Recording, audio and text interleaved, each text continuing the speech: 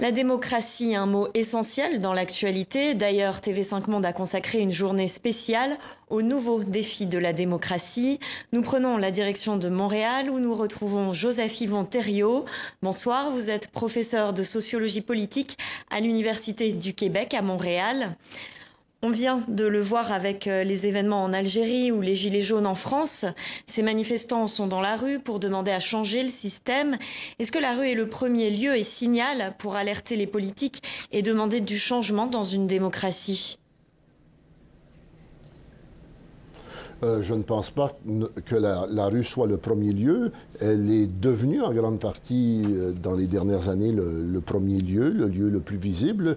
Mais la démocratie et beaucoup d'autres choses. Hein. C'est ce qui est en cause aujourd'hui, surtout dans les démocraties occidentales, dans la démocratie française, dans la démocratie nord-américaine. C'est beaucoup plus la dimension institutionnelle de la démocratie que la démocratie de protestation ou la démocratie conflictuelle ou ce qu'on appelle habituellement la rue, oui. Et vous travaillez sur les questions de démocratie individuelle et d'identité collective. Est-ce que la démocratie est une volonté du peuple ou un désir individuel ? Je pense que la démocratie, elle est la jonction de plusieurs choses, dont effectivement la volonté du peuple. Elle est aussi la volonté individuelle. Et je pense qu'aujourd'hui, il y a un fort mouvement qui va dans le sens d'une démocratie qui se voudrait immédiate, donc qui voudrait être l'individu lui-même, voudrait agir, voudrait avoir le pouvoir sans médiation, c'est-à-dire sans représentation. Hein, et donc, c'est un peu la crise de la démocratie, cette crise de la représentation. Mais la démocratie, c'est aussi, je dirais, beaucoup plus que cette tension entre l'individu et la société. La démocratie, c'est aussi le pouvoir d'agir. Une communauté qui veut agir sur elle-même. Et les manifestations actuellement, que ce soit en Algérie ou à Paris, ce sont des manifestants qui disent qu'ils n'ont pas le pouvoir d'agir sur leur société, que ce pouvoir leur a glissé entre les mains ou sous le tapis et qu'ils veulent récupérer ce pouvoir. D'ailleurs, de façon, on voit bien comment la démocratie est d'une certaine façon assez complexe parce qu'on a des mouvements totalement contradictoires. D'une certaine façon, en Algérie, on demande une démocratie plus formelle, une démocratie plus institutionnelle, une démocratie qui serait plus conforme aux règles de procédure, etc. Et en France, on demande au contraire une démocratie qui serait moins formelle, plus immédiate, plus de pouvoir aux citoyens, plus de pouvoir à des formes de consultation populaire, etc. Donc, on est dans une époque, je dirais, où la démocratie, elle est presque victime de ses succès. Tout le monde veut être démocratique, tout le monde veut plus de démocratie, mais la démocratie, historiquement, elle a toujours été un mélange de différentes formes de légitimité qui, en soi, se limitaient les unes des autres et étaient la forme par laquelle la médiation pouvait se faire entre, justement, l'individu et le peuple. Aujourd'hui, on a beaucoup l'impression que cette démocratie, elle a presque gagné parce qu'on veut qu'elle soit immédiate, qu'elle se réalise sur place, qu'elle se réalise selon sa volonté dans la rue, etc. Et donc, en pensant que la démocratie pourrait se réaliser sans médiation. Par médiation, j'entends les vieilles médiations classiques, hein, les partis politiques, les assemblées nationales, les formes, les médias, etc. Donc, c'est un peu... on pourrait hésiter à parler de crise en disant la démocratie est moins en crise qu'elle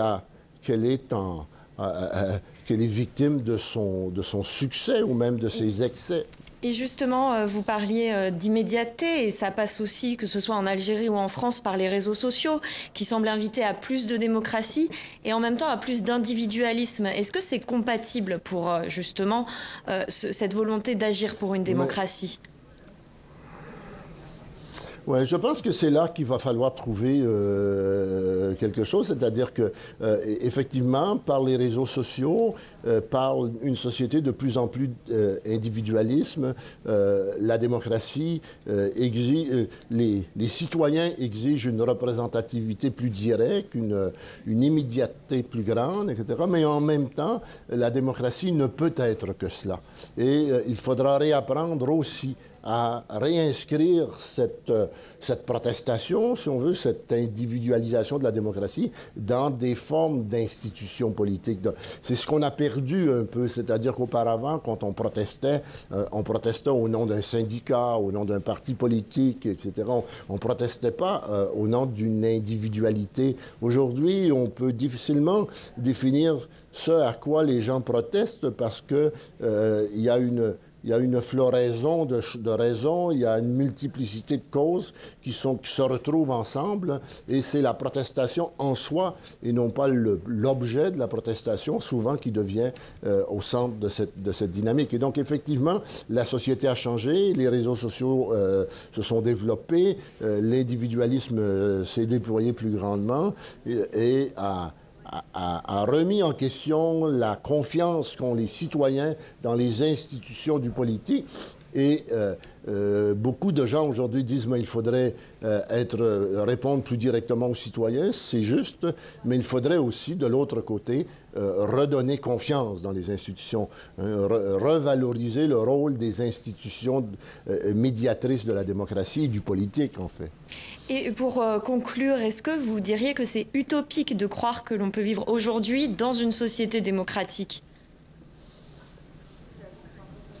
Non, je ne pense pas que c'est utopique du tout. Je pense que les citoyens, que ce soit ceux du Sud comme du Nord, de l'Amérique comme de l'Europe, veulent plus que jamais vivre dans une société démocratique. Hein. Comme je le disais, je pense que ce qu'on appelle crise de la démocratie, aujourd'hui, c'est beaucoup plus une crise du succès de la démocratie. On doit apprendre à vivre avec une démocratie qui se croit réalisée, hein, qui pense que le pouvoir peut être immédiatement dans les mains du peuple.